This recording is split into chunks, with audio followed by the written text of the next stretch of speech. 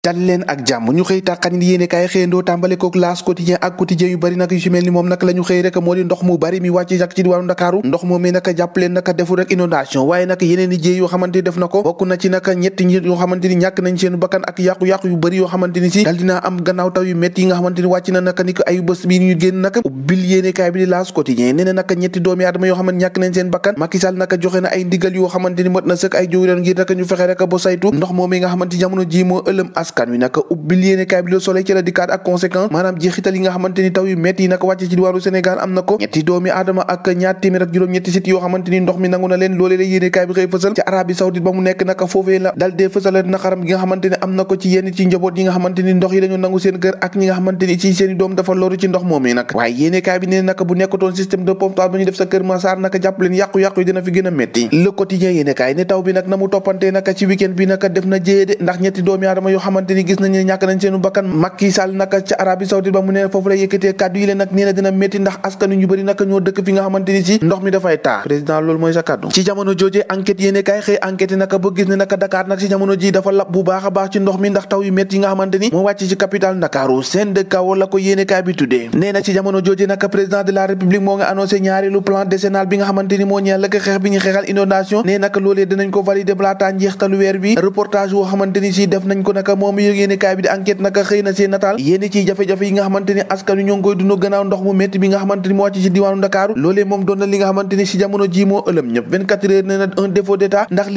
li ñu gis ci diwaanu Ndakaaru ak jafe-jafe ci wàllum ndox mi yëpp jàpp na ne état bu Sénégal du kenn nag moom moo ko waral ndax la mu ca waroon a liggéey bu ko ca defoon ko noonu nag lii am nii tey jii du am réew mi quotidien dem sax ba jaaxle ba naan nag ana lan rek la plan Orsec bi di jëriñ ak milliards yi nga xamante ni moom la ñu dugal ci wàllu mbënd moomee te ba saa si demee nag mbënd mi tey la gën a métti ana milliards yi ana njëriñu plan Orsec boobee yéene kaay bi ne gisuñu ko jàppale nag yéene kaay bi ne cherté dundu giir doy na sëkk waxatuñu nag li nga xamante ni si moo di ñàkkum xëyu ndaw ñi ñu ne